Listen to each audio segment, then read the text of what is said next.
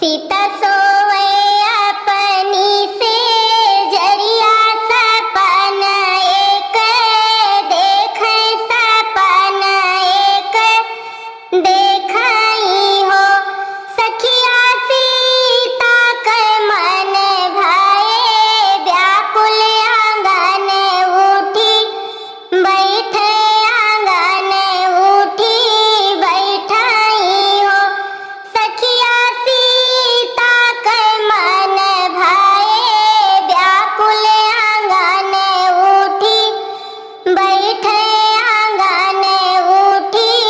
बैठाई हो भीतरा से निकली है सासू तो सीता से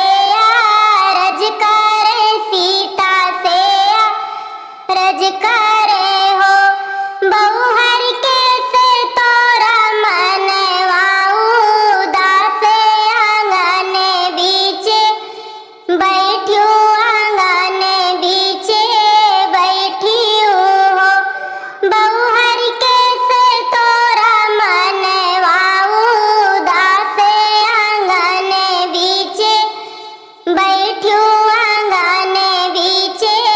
बैठ्यू हो काऊ कहाऊ मोरी सासू का हाथ डरी लागे बहुत डरी लागई हो सासू आई सन सपन हम देखो देखत डरी लागे देखत डरी लागई हो सासू राम लखन चले बन का बहुत दुख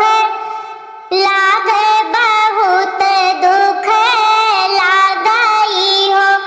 सासू राम लखन चले बन का बहुत दुख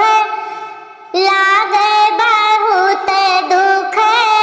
लागई हो इतनी बचन सुनी सासू तो सीता से रज करे सीता से रज करे हो सीता आई सन सपन तू ही देखियो करे जे हमरे साले करे जे हमरे सालाई हो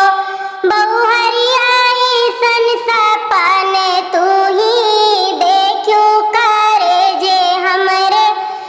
साले करे जे हमरे सालाई हो सीता सोवे